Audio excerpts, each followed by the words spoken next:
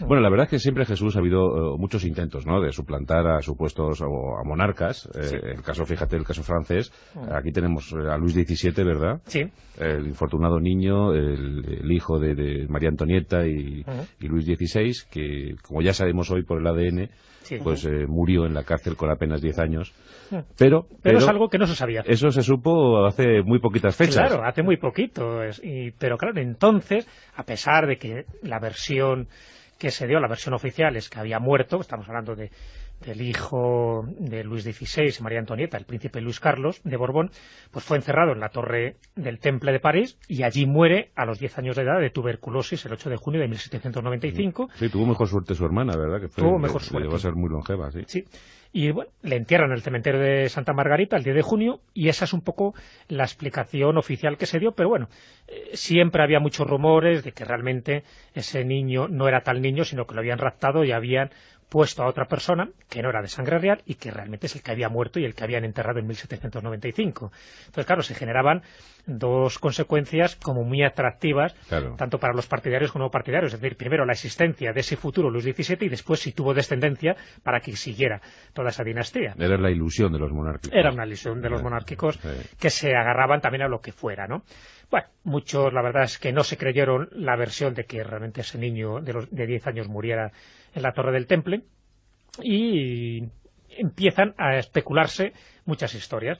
Es decir, empiezan a surgir, como no, muchos pretendientes a ser el hijo de Luis XVI. Así que el delfín de Francia pues tiene muchos novios, ese puesto, ese ser candidato y ser delfín de Francia. Con lo peligroso que era eso también, porque la verdad que estos suplantadores se la estaban jugando. Bueno, posiblemente es el caso donde más impostores ha surgido alrededor de esta figura, de la figura del delfín. Se habla hasta 40 personas que en distintos momentos llegaron a atribuirse esa personalidad, que ya te digo que manda narices. Los más significativos fueron el barón de Richmond, Carlos de Navarra, que era Mathurin Brunau, que era el hijo de un zapatero que muere en 1818, Jean-François Dufresne y Jean-Marie Evergol, el hijo de un sastre que muere en 1802. Pero de todos ellos, o sea, no de estos que he citado, sino posiblemente el más famoso suplantador fue Carlos Guillermo Naundorf. Naundorf, desde que él estaba viviendo en Prusia, siempre estuvo hostigando a los jueces franceses para que le reconocieran como Luis XVII. Aportaba todo tipo de pruebas, todo tipo de detalles biográficos. Como no le hacían caso, en 1833 se va a París para reclamar sus derechos. Y aquí es lo curioso. En lugar de correrle a gorrazos, el último ministro de Justicia de Luis XVI, que era Joly, se pronuncia a favor de Naundorf. Dice que sí, que bueno, que tiene un parecido. Y que los modales y las posturas y, en fin, los datos un poco biográficos que va entresacando de eso, de la entrevista y de la conversación que tuvo con él, que bueno, parece indicar que a lo mejor podría ser este hombre. Claro, no sabemos si de una forma interesada o no dijo estas declaraciones el ministro de Justicia, Joly. Bueno, en 1836 publica sus memorias, porque como ve que sus afirmaciones van diluyéndose en el tiempo, publica sus memorias que se titulan Resumen histórico de las desdichas del delfín, de las desdichas y bastantes desdichas que tuvo. ¿Qué títulos había antes?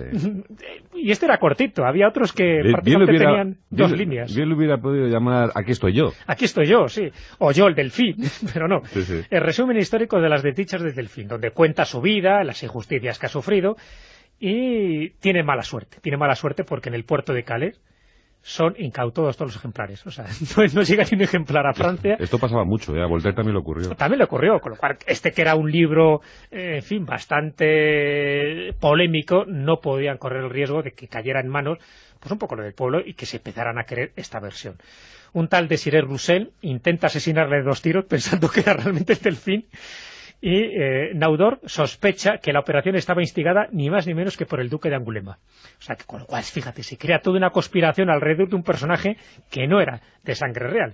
Jules Favre, el abogado de la Real Audiencia de París, está convencido de que realmente se trata del delfín, pero en los tribunales franceses nunca lo llegaron a aceptar.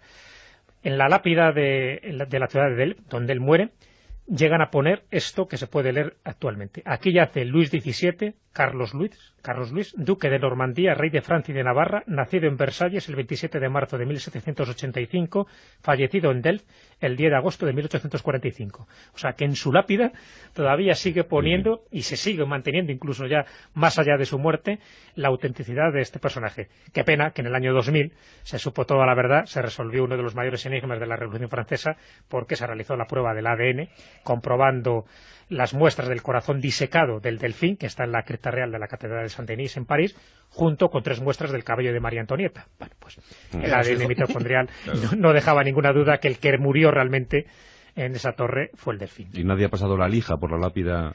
No, me parece que no hay ninguna maldición tampoco, ni cosas de estas, bueno. Pero haya quedado un poco la lápida, bueno, como un testimonio pues de ese suplantador. Yo os voy a hablar del más exitoso de la historia de los impostores. Sí. Porque, ¿qué es George?